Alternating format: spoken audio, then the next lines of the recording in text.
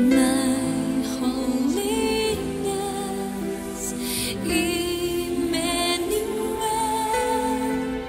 living in me, merciful King, to you I sing, matchless in worth, you're awesome indeed.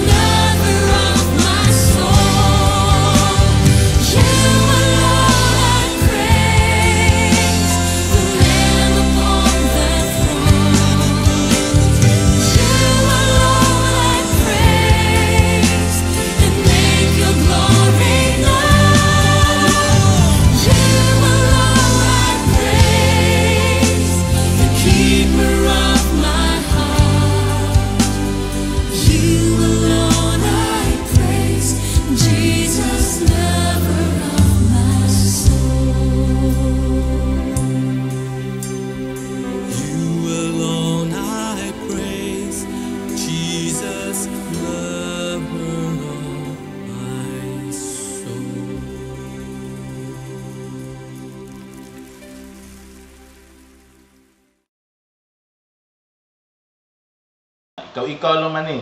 So unsay imong tan-aw sa imuhang kaugalingon? Naba ka sa pikas o diri sa pikas? Sumala diri kining wa kay pulos niya ang ubos niya na naglisod kag maayo.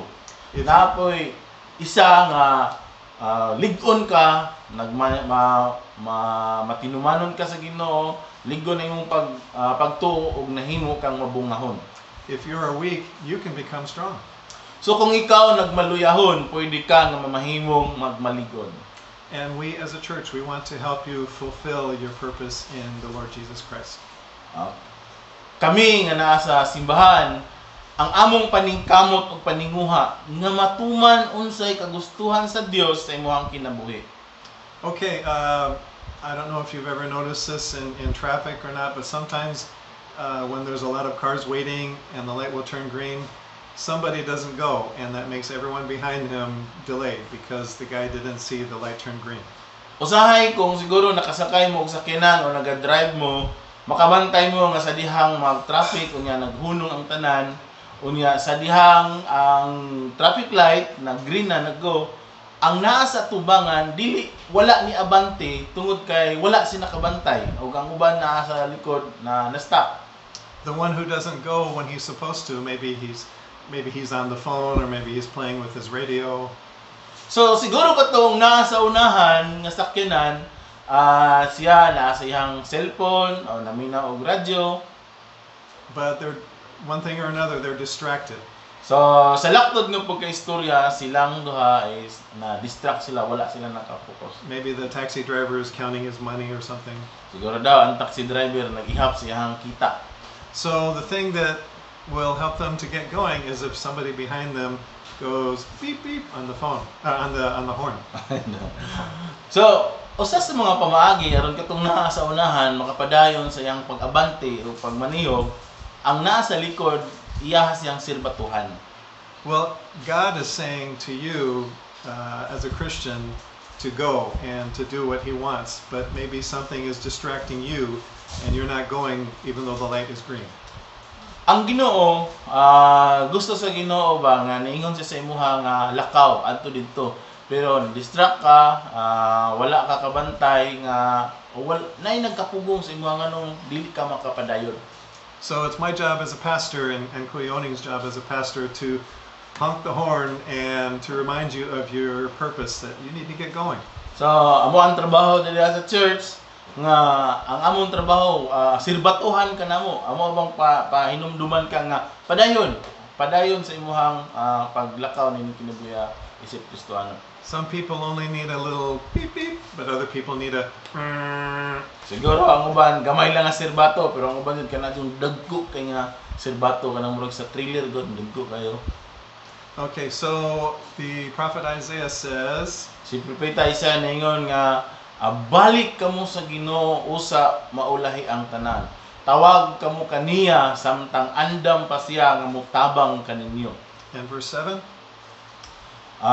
tuguti ng katong mga dautan ng mga pulong mahunom ug undangi ninyo ang mga dautan ng mga panghunahuna. Balik kamo sa Dios. Tuguti nga ipakita sa Dios ang iyahang malumay nga gugma. Balik kamo sa tuang Ginoo tungod kay andam siya nga magpasaylo kanato. I love that last verse. He is ready to forgive, but you have to turn back to Him. So nindot kayo ang katapusan nga giingon sa Ginoo nga andam siya nga mopasaylo kaniya, pero kinahanglan nga mobalik kita sa Dios.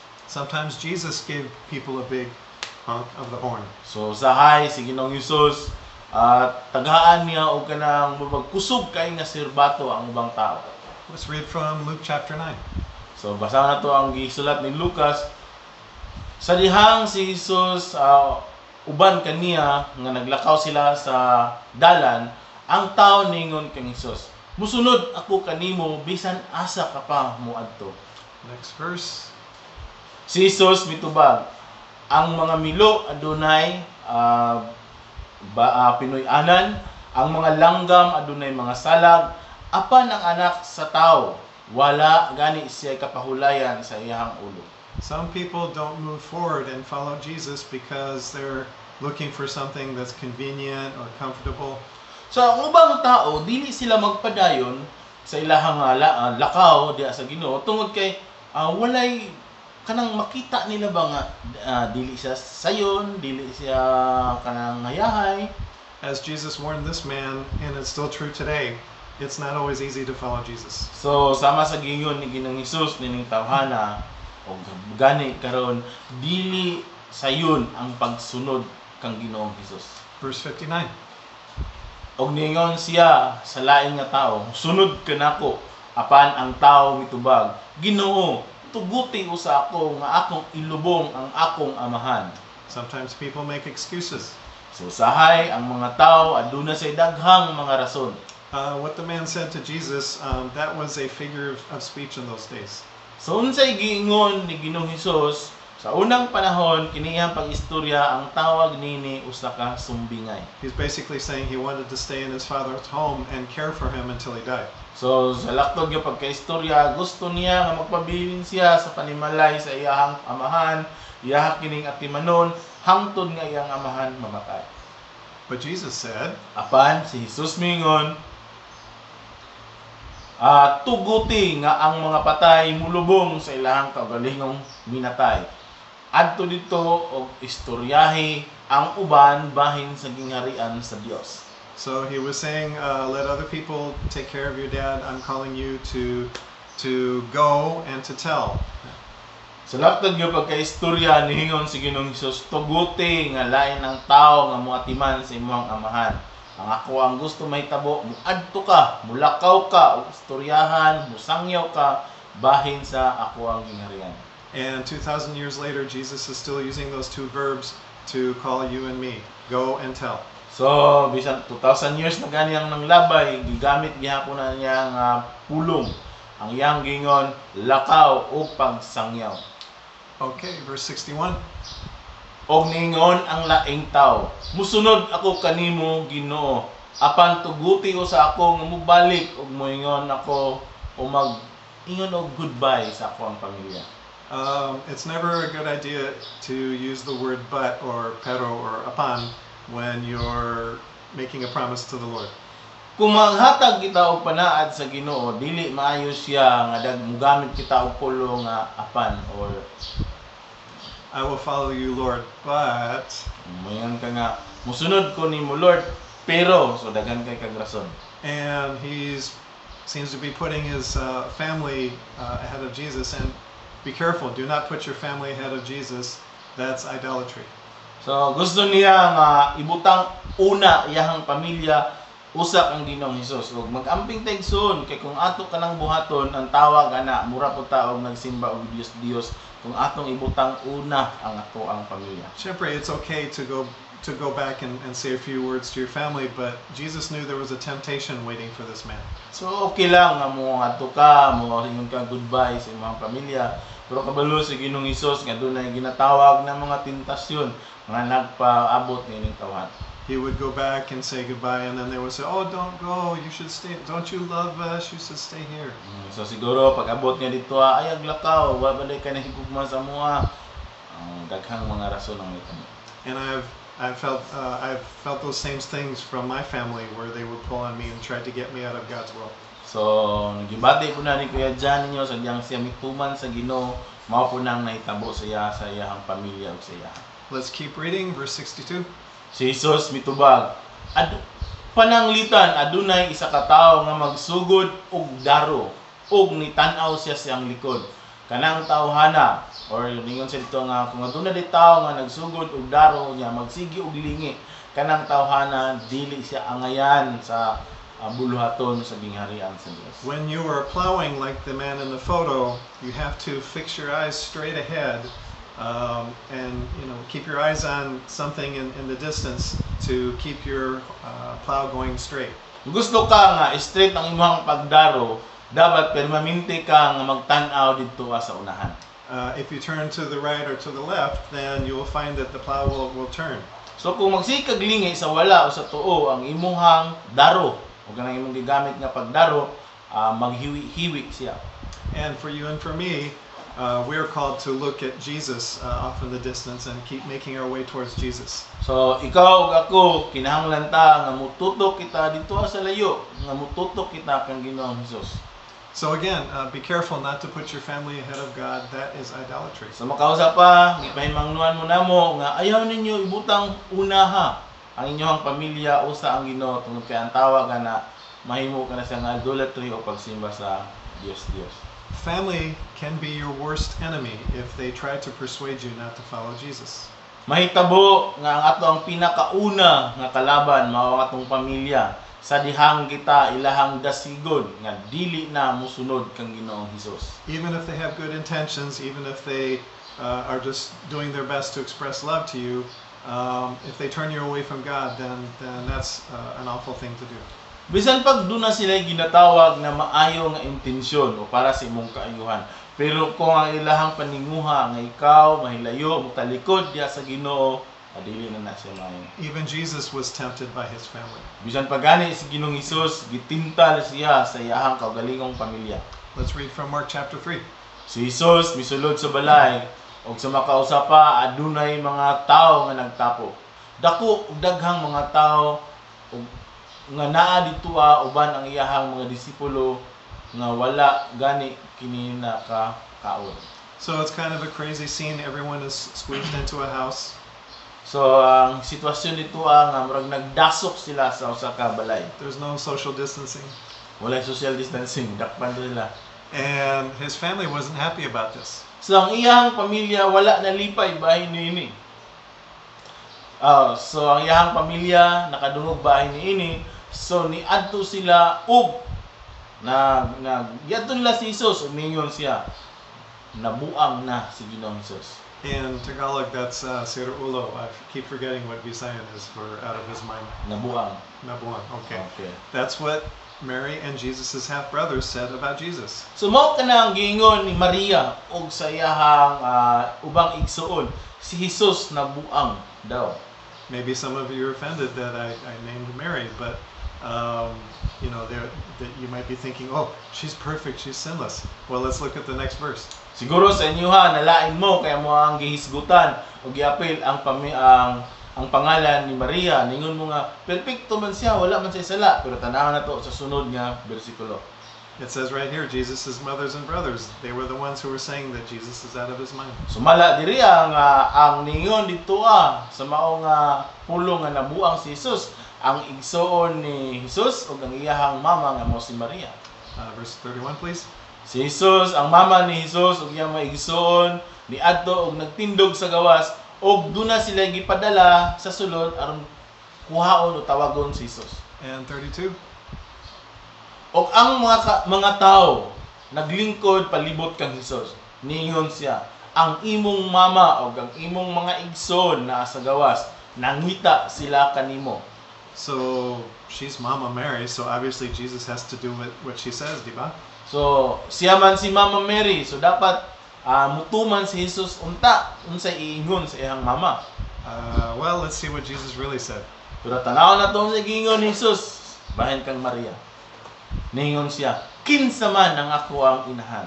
Kinsa ba ang akong mga igsuon? Siya ningon. Og si Jesus nitanaw sa mga tao nga naglingkod palibot kaniya og siya mingon. Mao kini sila mao'y akong mga inahan og sila pod ang akong mga igsuon. That's no way to treat Mama Mary, the Queen of Heaven. Dili daw ingon ana dapat ang pagtrato sa usa ka reyna sa kalangitan nga mao si Maria. But that's what Jesus said. Pero mao kana ang giingon ni Jesus. 35.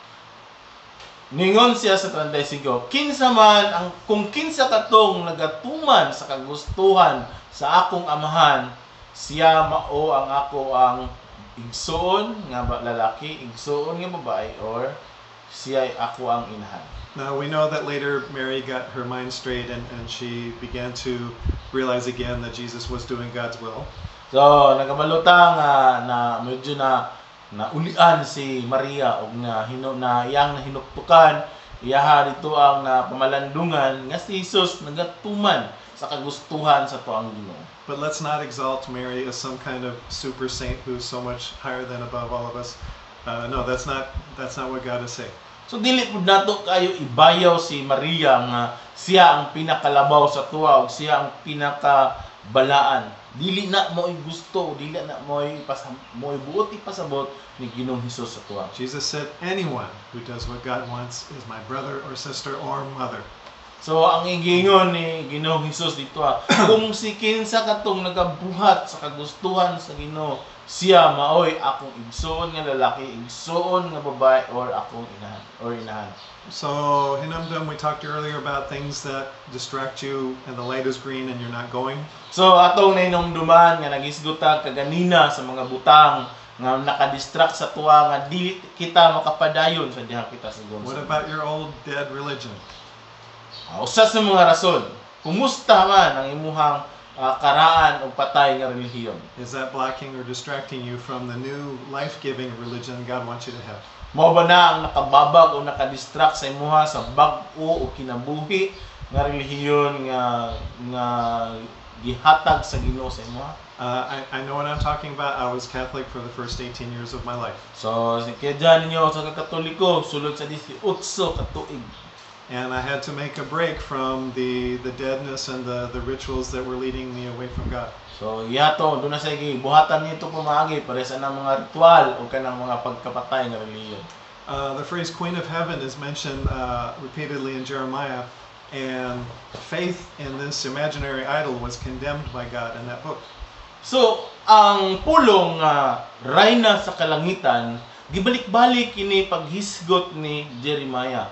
Kini ginatawag na imaginary nga pagtuo bahin ni nga idol, gikasukan o gikalagutan kini sa Ginoo ni ana nga libro ni Jeremiah. Yet today, millions of people say that Mary is the Queen of Heaven. Apan karon, millions ka mga tao ang nagasimba o nagaingon nga si Maria ang Rayna sa Kalangitan. Wala ba ginasimba hinuon nila? Well, let's examine that. Is Mary really a queen? Is she the Queen of Heaven? Ato dang tan-awon kung si Maria bagyon ang ginatawag na Rayna sa Kalangitan. In the Bible, Mary never had any church authority. Atong ipabase sa Biblia mo igsoon. Sa Biblia, ang pulong nga Maria o si Maria, wala gid siya ginatawag na otoridad sa church ni atong unang panahon. She never even was mentioned after Acts chapter 1. Wala gani siya nahisgutan pagkahuman na sa chapter 1 sa mga binuhatan. The book of Acts is the history of the early church, and yet 27 chapters of that book don't even mention Mary. Nasayod kita nga ang libro sa mga binuhatan, mao kana ang sinugdanan sa ginatawag na simbahan o church. Pero pag human ni ana, pipila ka mga chapter, wala na gid siya nahisgutan si Maria, diha lang gid sa Acts 1. In fact, there are 1,189 chapters in the Bible. So adunay ginatawag na 1,189. So adunay 1,189 chapters diha sa Biblia. And Mary is mentioned in 9 chapters. Nya si Maria, nahisgutan lang siya o nahisgutan niya ang pangalan sa 9 chapter lang. She's mentioned in 9 chapters, so that means there are 1,180 chapters in the Bible that don't mention Mary. So kung 1,189 ka chapter ng Biblia, niya na-mention lang siya o kasiyam, so adunay 1,180 ka chapter nga wala na siya nahisgutan dito. In the Bible, no one ever bowed down to Mary. O sa Biblia, wala jud kay makita o mabasa dito nga dunay nagasimba o nagaluhod kang Maria. We see earlier that she messed up when she thought that her son was going crazy. So unang-una, nasipyat o nakasala siya sa iyang gitawag ang iyang anak nga si Jesus nga buang. Some people believe that she never died, that she was just kind of had an assumption up to heaven. So sumala po dito, adunay uban nga nagatuo nga wala daw siya namatay kundi ang nahitabo mikayab siya o miadto o misaka padulong sa langit. If that happened, why isn't it in the Bible? So kung nahitabo kana igsoon, nganong wala man na siya nahisulat sa Biblia? And she never had any crown or halo or heart stuck to her chest or fancy clothes. So wala pud siya ginatawag nga corona. Wala pud siya kanang hilogod kanang anak sa mga angel or kanang kasing-kasing nga napilit sa iyang dugan or kanang nindot nga sinina. And let's go ahead and look at John chapter 2, verse 5. Nala to ang sinulat ni Juan chapter 2 verse 5. Ang iyang mama mingon sa iyang okay, ang iyang mama mingon sa iyang sulugon. Buhata unsa iyang istorya kani, unsa iyang isugo. This is the only verse in the Bible that shows Mary having any that shows Mary using any authority over anyone. So, kanilang gyud nga pulong nga ato ang makita sa Biblia nga si Maria iyahang gigamit iyang otoridad ni ining usa ka katabang. And yet some people say she's the queen of heaven. Nga ang uban sa tua, ang ubang mga tao nagaingon nga siya ang reyna sa kalangitan. The Bible specifically says that the Magi, the wise men, bowed to Jesus and they gave gifts to Jesus. Kung basahon nato klaro ug tarong ang Biblia igsoon, sumala dito ang mga mago o ginatawag nga mga maalamon nga mga tao miluhod kang Hesus ug mihatag og gasa didto kang Hesus. But they did not bow to Mary and they didn't give gifts to Mary, and she was right there. Wala wala sila nagluhod o nisimba kang Maria o wala pud sila nihatag og gasa o regalo kang Maria nga naa man unta si Maria didto. Since these wise men did not bow to Mary while she was right there, why do millions of people bow down to a statue that's supposed to be about Mary? So kung ang mga maalamon nga mga tao nakakita kang Maria samtang buhi pa si Maria, nga wala gani sila misimba o miluhod kang Maria, pero nganong daghan o minilyon ka mga tao karon ang nagasimba sa estatwa ni Maria nga walay kinabuhi gani. Mary would be sad to know that millions of people are trying to bow to her and talk to her. Si Maria, kung makakita siya karon nga daghang mga tao o milyon ka mga tao ang nakita nga nagsimba o nagaistorya sa iya, mag-uol gid siya mag-igsoon. She would tell you to worship God, do not worship anyone else. Og sure gid me nga moingon si Maria sa inyo ayaw ninyo simbahan ko, simbahan ninyo ang Ginoo o wala nilain. Gideon, in Judges chapter 6, verse 25, God told him to destroy his family's idol. Si Gideon, kung atong basahon, kung gusto po mo, basahan ninyo sa mga hukom, 6:25, sa dihang ningon ang Ginoo nga gubaa ang ribulto. If you have an idol, I believe God wants you to destroy it. Kamo, kung nga pa mo ginagunit-gunitan diha nga ribulto gud, ribulto sa inyong balay kanang mga santo-santo na to diha, santo ninyo, mga unsa pa na o mga hulagway nga naa sa inyong balay gipapilit nga mura og Ginoo ninyo, gusto sa Ginoo nga iyahan ang ipaguba o ipasunog o palabay. If you're afraid to do it, give it to me. I'll destroy it. I have a hammer.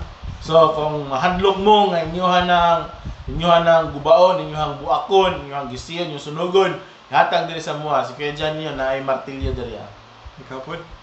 Maso. Okay. What else blocks you from intimacy with God? So unsa pa ba ang nakapababag sa tuang kana bang pakigsindurot o kanang gugma nga dikit gugma nga duol kaayo diha sa Ginoo? Siguro you're not intimate with God because you're spending the day doing this. Siguro dili kay ta duol, dili kay ta suot o wala kay ta nahigugma sa Ginoo. Tungod kay tibuok adlaw sigil ta og tuslok sa tuang gadgets o cellphone. Are the games full of profanity or selfishness or violence or other evils? So ang mga games, ang mga dula, puno kini sa ginatawag na violente, selfishness, mga yaga-yaga o lain pang mga dautan ng mga butang. Or is it just that you're just wasting hours and weeks and months of the time that God gave you? Or siguro ato lang gyusik-usikan ang mga oras, semana ug bulan sa mga panahon nga gihatag sa Ginoo sa tuwa. I have not watched TV for most of my life, and I do not want to watch it. So si Kuya Jan ninyo is wala gid siya na dugay-dugay na gid siya nga wala nagtanaw og TV. How long? I'm 58. I think I have not owned a TV for throughout my childhood, of course, my parents had TVs. But in my adult life, I think I've had a TV for maybe 2 years of my adult life. But now, so you are how many years Oh, from you're not watching TV? well, 38 years. 38 years. So wala na siya nagatanaw TV. Ako pod kay mga 8 years na wala na yung TV. Of course, we have a TV. That's what we're showing the PowerPoints on now. But we have never used it as a TV. We just use it for the PowerPoints. So na TV dire, pero wala gina siya gigamit nga i-on para mo tanaw og salida o kanang sa TV gud nga mga salida. If I'm in a mall or in a dentist's waiting room and somebody has a TV that's on, every time that happens, I see sin happening. So kana lang mga panahon nga nagod sa mall o nasa mga dentist sa mga sitwasyon ba nga nagpaabot kana makita na siya na pero dili gid nga tinuyuan gud. If you don't think there's a lot of sin on TV, maybe that's because you've seen it so much that it's hardened your heart and it doesn't bother you anymore. So makaingon mo nga dili man sala ang mutanaw sa TV. Siguro tungod kay perminti na gud nato matanaw ug mao na ang nahitabo nga nato ang kasing-kasing nigahi na og wala na ordinaryo sa imuha ang tanan. Now I understand that there are some clean shows out there, but what if you're watching something that's clean and pure and good, and then an ad comes on, and then you have to, do this? So nakakabalo man jud mi nga dunay mga butang nga nindot o napoy mga makita nato sa TV pero pananglitan lang nagtanaw mo anang limpyo nga salida pero kalit lang dunay advertise nga ni salida niya tabo na sa imong mata. And again, what are you doing with the hours and weeks and months that God has given you? Sa mugaw sa pa unsa atong gibuhat unsa imong gibuhat sa panahon nga gihatag sa Ginoo sa imo panahon nga sa kasimana adlaw ug bulan. Jesus said, to whom much is given, much required. Much will be required. Yes. So kung isa dato mas daghan daw ka mas daghan gihatag sa imo mas daghan pud ang gi-require sa imo. How about this? Is this distracting you and keeping you from going when God wants you to go? Where did you learn this? So kaning hilig og mga Korean TV. So nakapa-distract ba niya sa inyo ha? Mo ba ni hinungdan nga dili kita makapadayon sa pagpangalaga sa Ginoo? Is this how you waste your hours and months and so much time? So mao ba ni ang hinungdan nga nagusik-usikta sa mga pila ka oras o mga kuan? No, I'm not saying that it's always wrong to watch any entertainment. I'm not saying that everything is bad. So wala man may kaningon nga dili maayo nga mutanaw og mga lingaw-lingaw pero gamping lang ta. But I would recommend that you check into something before you watch it. So siguro mas nindot siguro og i-check ninyo daan usa mo mutanaw. For example, there's a Christian website called pluggedin.com. So adunay Christian nga website pluggedin.com and it's an American website, so they look at American movies, American TV shows, American video games. So Amerika man gikan so mo po ni ilang ginatanaw lang salida sa Amerika or mga video games. So they don't talk about Indian movies or Korean TV shows. What about Filipino movie? Probably not, no. So wala sila nagatanaw ng Korean or Indians movie. Labi na Pinoy no, wala kasabot. But it is a good resource, even though it doesn't cover everything. But if there's an American movie that you're interested in, you can look it up on pluggedin.com, and it will tell you. It will tell you like how much sex is in it, how much profanity, things like that. So, siyempre, pag inyo lang baton dito, istoryahan mo, kung gusto mo tanaw ng salida, istorya sa inyo kung unsa ka bastos ni, unsa mga pila ka pulong ilang istorya nga dili maayo, ug daghan pang uban. Okay, so that's a Christian website. imdb.com is not a Christian site. So, kanadang imdb.com dili siya Christian site. But they do have a parent's guide, and the good thing about IMDb is they cover far more movies than Plugged In does. I mean, thousands of movies from all over the world. So, ang nakanindot niya kumpara sa pluggedin.com is mas daghan sila og kanang ginatan-aw nga mga salida nga ila pong gina-obserbahan. So if you want to look up something in IMDb, then you would look it up, and when you get to that page, you have to scroll down, and in small print it will say Parents Guide, and then click on that. So kung mato mo sa imdb.com,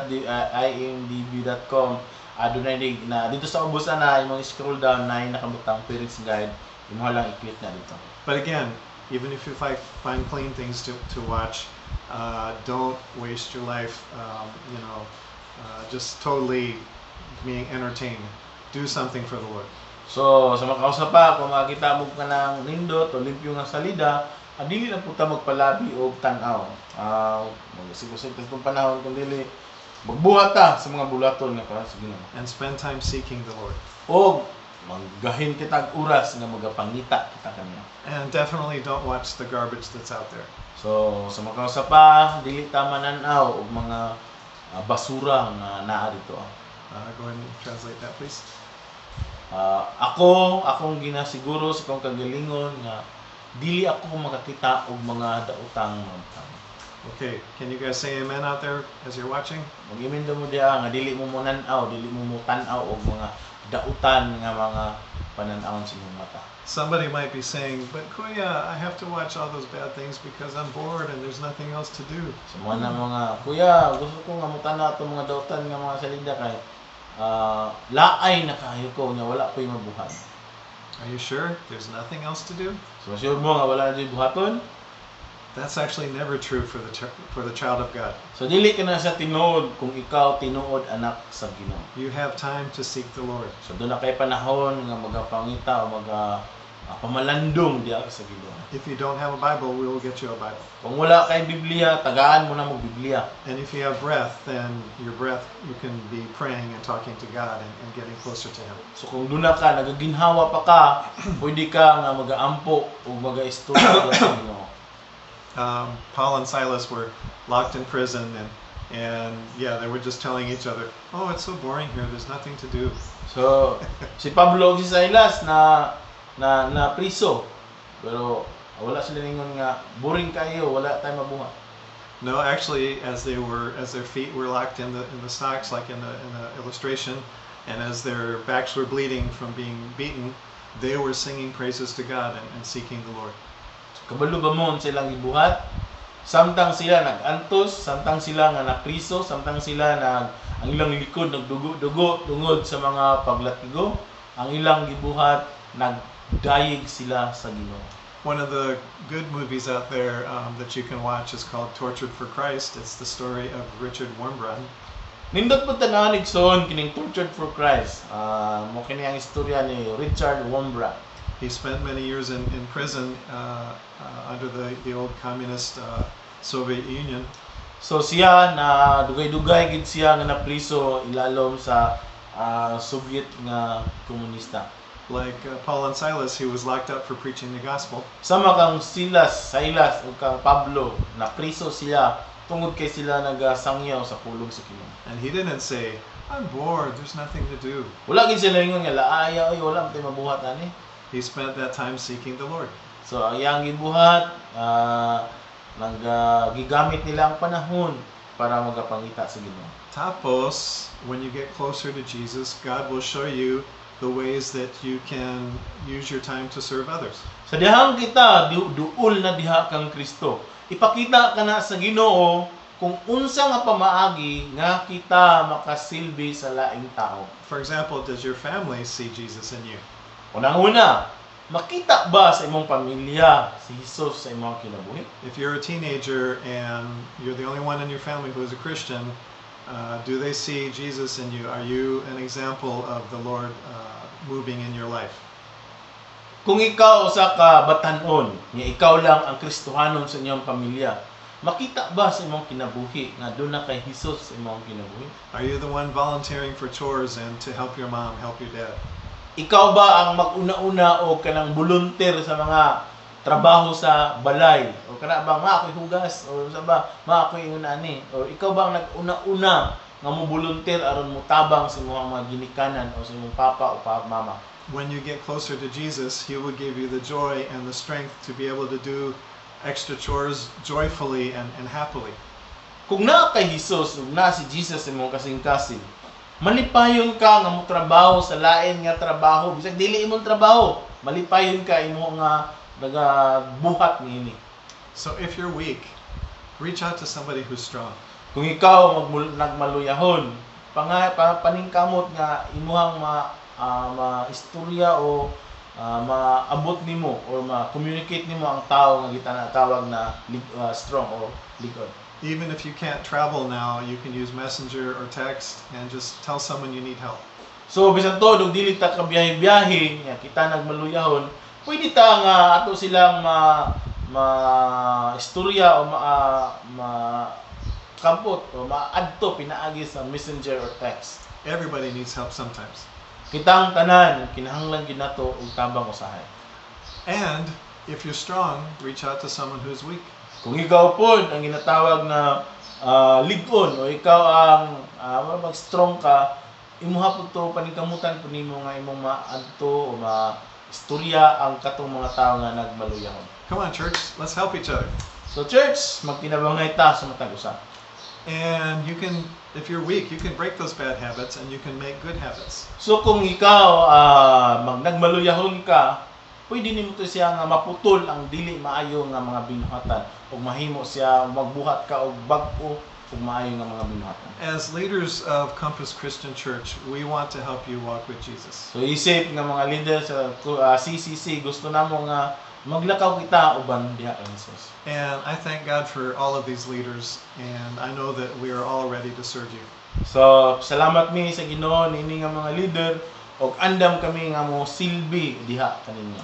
So if you're one of those ones who I described as you're weak, you're struggling, so kung ikaw usa ka sa mga tao nga nagmaluyahon gud kanang medyo luya ang imong paminaw usa diha sa Kristohanon kinabuhi. reach out to us. We're here to help you.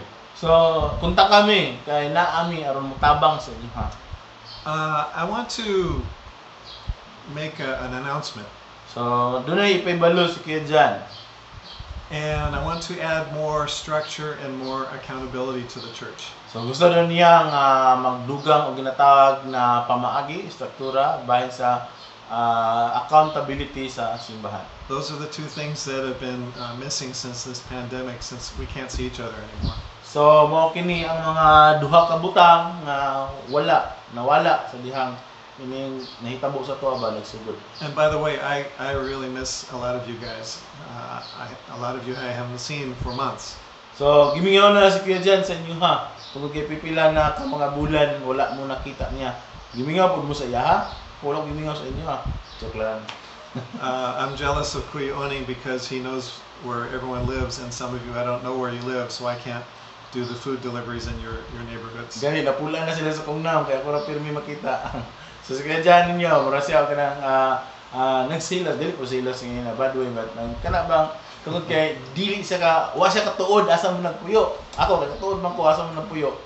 And I can't go with him when he delivers to your neighborhoods because we have different days on our FM pass. So di po mi pwede magkuyo kay lahi man ang amo ang card number. So that's why I can only do Gem Village and Bacalso because I know where everyone lives there. So he make excuse now. Dili na pwede ana kay ang iyang mabuhat lang gyud ang Bacalso ug ang Maal Gym Village. So the announcement is, I'm asking everyone in Compass Christian Church to choose one of the leaders to be your leader. So ang announcement nga ipahibalo ni Kuya Jan sa inyo ha kani gusto niya nga mamili mo og kanang leader nga inyong gusto. Men with men, women with women, of course. Lalaki, babae to babae. And I wish I had done this months ago. I should have done this at least 2 months ago, and I apologize, but at least we're doing it now. So nangasay po saylo dapat iya daw ning gibuhat dugay na. Since we don't see each other face to face anymore, as you become attached to a leader, you and the others who are with that leader, you will become a group. So kay di na ta magkita, naong to naong, ilong to ilong, mata sa mata. So pwede na mo nga mamili nga kinsa inyong gusto nga leader nga mahimo mo nga grupo. And these groups will help everyone in the church feel more connected. So kani siya nga grupo magtinabangay aron mabati ug gyapon nato nga wala mo na lain ba, wala mo na wala mo gibiyaan. So please choose one of these leaders to be your leader. So pamili mo, okay? Pamili mo kinsa inyong gusto nga mahimong leader. And when church is over today, after we do the kalawat and after we do the questions, So pagkahuman ining panimbahon, mamantas mo kalawat o sa pang question, please contact this leader through text or messenger or phone call, whatever you want, and say, I choose you. mura man og kuan. Do you know the cartoon movie? Cartoon anime? I don't watch anime. Oh yeah, I know. Okay. The Pokemon. I choose you. Oh. I don't know about that. Okay. So, pag-uwan gud ani sa atong panimbahon, kontakan ninyo inyong gusto nga mamahimong leader. Pwede niyo siya i-text, pwede po ninyo i-message sa messenger nga mura ba og kanang pananglitan kuya or ate, ikaw akong gusto na mahimo nga leader. Again, men with men, women with women. So lalaki, babae to babae. Someone might have a question. They might say, but Kuya, shouldn't the leader be the one doing the choosing? So ang uban sa inyo moingon nga, di ba kuya dapat ang leader mo mamili sa iyahang member mo ana ba? Well, let's read from the book of Acts. Sa na to ang libro sa mga binuhatan. Mga igsuon, pagpili kamo og 7 ka mga lalaki. Dapat sila ang mga lalaki nga mga malamon o puno sa balang espiritu o aduna kitay buluhaton nga ihatag kanila. So we see in this passage that the congregation chose the leaders. So makita nato diri ang kongregasyon maoy namili og ilang leader. There will be more participation if each member chooses a leader. So magkuan dyan no, daghan yun o mag-participate kung ang membro sa CCC mamili o kinsa ilang gusto na leader. If the leader chooses you, you might not want that leader. You might want somebody else. So, panalitan, ako nga leader, gipilit na ka. Kanya, wa ka kaangay sa kunaw, kaya dito ka gusto ka niya, di ka ganahan sa kuha, di, wa, yapon. And the whole time you're with this leader, weeks or months or however long we do this, the whole time you might be thinking, I wish I had that leader instead of this one. Oh, di ba, pag kakuan ana, pag ato nang buhaton na gipili ka sa usa ka leader niya, taga-session nga buhaton, may nga mantag dito ako nga leader eh. But I know that whatever leader you choose, that leader will want you. So, kabalo mi nga kana nga leader nga imong gipili, ganahan ko sa inyo. Plus, leaders are free to minister to anyone in any group that they want to. So, di lang po na kana ingon ana, ang matag leader po, pwede po siya nga pamuhat sa lain po nga member. For example, if Brian chooses Kuya Tom's as a leader, Kuya Oning is not going to say, "Oh, I'm so jealous. I wish Brian would join in my group." No, Kuya Oning will still, reach out to Brian and still have contact with Brian. And so I know that the leaders won't have the competition or jealousy or anything. Okay, klarohon lang namo dili bud pasabot nga kanang pag moadto mo dito sa lain nga mura ba og kanang magsilos nga mantag si Brian dili sa kuano, dili bud pasabot na. Kung asa mo ganahan, kung asa imong gusto nga didto amo, kami nga leader musuporta pud niya na kay nindot man guna nga doon tayo ginatawag na teamwork sa tag-usa. Kung wala ka nipili sa isa ka leader, dili gid siya malain. Okay ra kayo. You and your leader will be able to choose how you communicate, when you communicate. So ikaw ang imong leader, pwede ka nga pamili kung unsa nga pamaagi mo nga mag-communicate. Maybe your leader and the others in your group will want to have group chats a lot, or maybe you guys will want to do a lot of one-on-one conversations. It's up to you guys. So pwede mo magbuot, pwede group chat, pwede one-on-one, kamoy magbuot bahin na. Again, please only choose one leader. So makausap pa, dili pwede nga daghan imong leader, dapat isa lang. Of course, you're free to have conversations or Bible studies or whatever you want with other leaders, but only one will be your leader. So, pwede ka nga muapil sa mga activity o mga bulaton sa lain nga leader. Pero, isa lang yung dapat ka-leader imong pilion. As we saw in the first part of the message, some of you may be slipping away.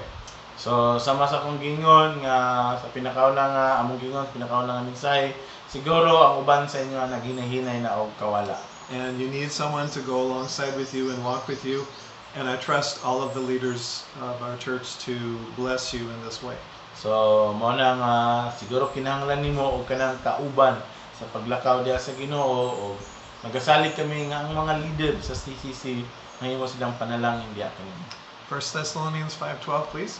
Sumala dito mga igsoon, mga gahangyo kami ngayong dawaton ang inyong Dios nun nga mga leader nga magapamuhat uban kanimo. Ampingan mo niya diha sa Ginoo o iya ka mong gi koreksyonan o gibadlong. And it's not a coincidence that I chose the verse about working hard, and you're in the picture. Kuya Oning is the hardest working man in Davao City. Okay bro, continue. but they all work hard. So kita tanan na naglingkamot or naghago jud umay. And Hebrews 13:7, please. Sumala dito sa Hebrehanon nga hinumduman nato ang ato ang mga leader o nagdumala sa inyo sa ato. Sila nagasangyaw, nagaistorya sa pulong diri kanato. Ato silang hinumduman ang ato silang hinumduman at silang handumon sa ilahang pagkinabuhi. Sundugon nato ang ilahang pagtuo. So you, as a Christian, you're commanded to remember your leaders. So ikaw isip Kristohanon, gisugo ka nga hinumduman nimo ang mga leader. You're commanded to think about their way of life. So gisugo ka nga atong sundugon o atong una-unaon ang ilahang pagkinabuhi. Ate B is in the photo, so I'll pick on her. So si Ate B niyo naa sa picture, so iya daw istoryahan. Think about her life. She's walked with Jesus faithfully for more than 6 years. Wow, amen. So si Ate B ninyo, tanawan ninyo ang iyang kinabuhi for 6 years sunod siya diha sa Ginoo, nagalakaw siya sa Ginoo nga matinud-anon. You teenagers, teenage girls in Gem Village know how much she's poured her life into you guys. So kamo nga taga Gem Village, inyo yung makita kung giunsa niya pag gigahin niya iyang kinabuhi diha alang kami. So it says, think about the results of their way of life, copy their faith. So mo na ang giingon dito ang atong tan-awon ang iyahang kinabuhi o atong sundugon ang iyang pagtuo. And I would say the same thing about all of our leaders. Copy their faith. So ug ingon man ang ato ang ubang mga leader, ato silang sundugon. Okay, 10 verses later in Hebrews 13:17. Salig kamo sa inyong mga leader, ibutang o pailalom kamo sa ilahang otoridad. Buhatan ninyo kini tungod kay sila nagatan-aw man o protekta o nagatan-aw diha kanyo. Nakabalo sila nga sila ilahakang tulubagon diha sa Ginoo. Buhatan ninyo kini para mahimong magmalipayon ang mga ginabuhat. O imo ang gibuhat nga ang bugat nga mga buluhaton mahimo kining gaan ug kini masmay. Okay, which of these ladies am I going to pick on? I'll pick on Tess. Si Tess daw, yan ang mga all of you in Bacalso, I believe all of you are walking with Jesus today because Tess has been praying for you for a long time and God answered her prayers and you're with us today. Nagatuo kami nga kamo mga taga Bacalso, nahimo kamo nga naglakaw karon diha sa Ginoo tungod kay si Marites. Grabe yang ampo diha sa Ginoo. Kamo balik o magasunod diha sa Ginoo muna kani ang itabo. So just to summarize, if you want a new you, then you need the church to help you become new, but even more, you need the Lord Jesus to help you. So, ato ang i-summarize ang tanan kung gusto kita nga mahimong magbago, kinahanglan niyo ang tabang diha sa Ginoo para kita mahimong bago. Apan mas kinahanglan gid nato si Ginoong Hesus aron ta matabangan. Hebrews 12:1 and 2, please. So wala dito sa Hebrew 12:1-2, atong isalikway ang mga sala nga nagagunit kanato ug padayon kita sa pagdagan nga let us keep running the race marked out for us. So padayon kita sa lumba sa dagan nga ana sa to. Okay, so we talked a little bit about throwing off sin earlier. So ato ang gisgutan nga ato sa likoy ang mga sala. Okay, let's move on to verse 2. So verse 2, uningon sa dito ang tutok kita kang Ginoong Hesus. Siya mo isinugdanan sa tuang paglakaw diha sa tuang pagtuo. Siya ang magakumpleto sa tuang paglakaw sa tuang pagtuo. Wala niya ginabali, wala niya gisapayan ang kaulaw dito sa cross. Nagantos siya tungod kay nagatanaw siya sa dako nga ganti nga naa sa unahan. Hinumdum, I showed the photo of the man with the plow, and I said he has to keep his eyes fixed on something straight ahead. Atong nahinumduman nga nagpakita si kadyan sa inyo og tawo nga nagdaro, umingon siya nga kung gusto ka og straight nga pagdaro, kinahanglan nga mutan-aw ka dito sa unahan pirmi. Let us keep looking to Jesus. So, tugutan nato nga kanunay kita nga magatutok diha kang Hesus. And it goes on to say, as we look to Jesus, then, as it says in the next few verses, as we keep looking to Jesus, then that encourages us to grow in our faith. So, sa dihang kita padayon nga nagatutok ang Ginoong Hesus, mao pini ang hinungdan nga kita mahimong magbadasigon nga mas mulambo ug padako pa ang atong ginatawag na pagtuo. And for now, for the next few minutes, we're going to look to Jesus as far as how he suffered on the cross for us. Karon sa pipila ka mga minuto atong tan-awon kung unsa o giunsa ni Ginoong Hesus nga siya nag-antos.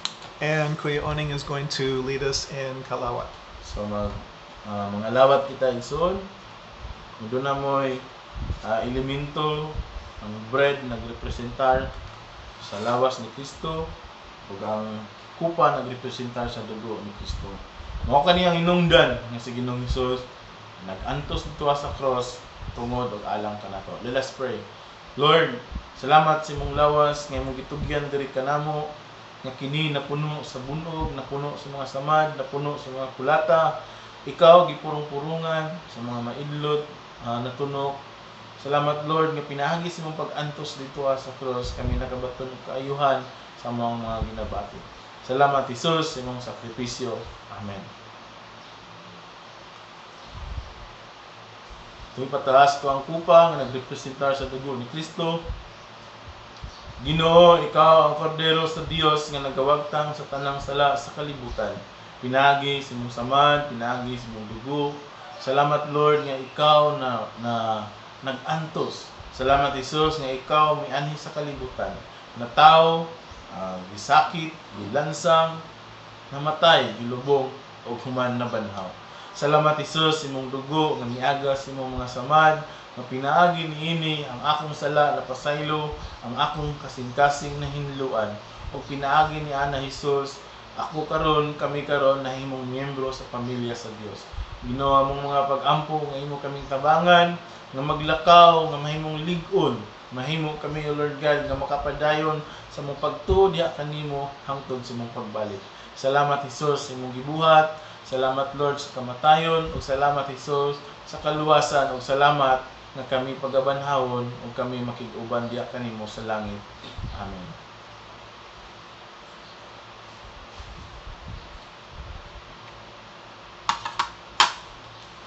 Thank you for participating with us in that. Salamat sa inyong pag-apil, bahin ni Ana. If you are not a member of this church and you would like to know more, So kung dili pa ka miyembro bahin ini nga simbahan o gusto pa nimo nga makahibalo o doon na pa kay gusto nga mahibalan. if you look below this video on the YouTube website, if you look below in the description box, So kung kani nga video sa YouTube doon ay nakabutang dito show more na ay nakabutang dito ang description. we will put contact information there, and you'll be able to see how to reach us. So butang mi dito upang maagi kung unsaon mi ninyo nga makontak. We thank you for watching. Salamat sa inyong pagtanaw o pagkiguban. And so for now, we're going to put on the screen the small questions, small group questions for your family or whoever you're gathered with. So, doon na may butang mga question. Inyohaning tubagon, inyohaning ansiran para sa imong mga amigo, sa imuhang pamilya. And so go ahead and pause the video right here so that those things will be on your screen, and talk about the questions, and may the Lord bless you. We'll see you next week. So, ang inyong buhaton, i-post kini nga video aron ninyo kining matubag. Ug salamat sa inyong pagpananaw, sa inyong pagpiguban. God bless sa tuwang tanan, ug magkita-kita ta sa sunod semana. Oh, and also remember, after you finish talking about the questions, contact the one. I would recommend pray first. Pray and ask God who you would want to be your leader, and contact that person. So, human ini nga mensahe, magampo mo, ampuan niyo sa Ginoo, o inyong inaon, Lord, kinsa man gyud ang akong gusto nga leader. Pag humanana, kontakan ninyo ang leader sa CCC na gusto ninyo nga mahimo ninyo sila nga leader. Okay. Thanks for listening. God bless you richly.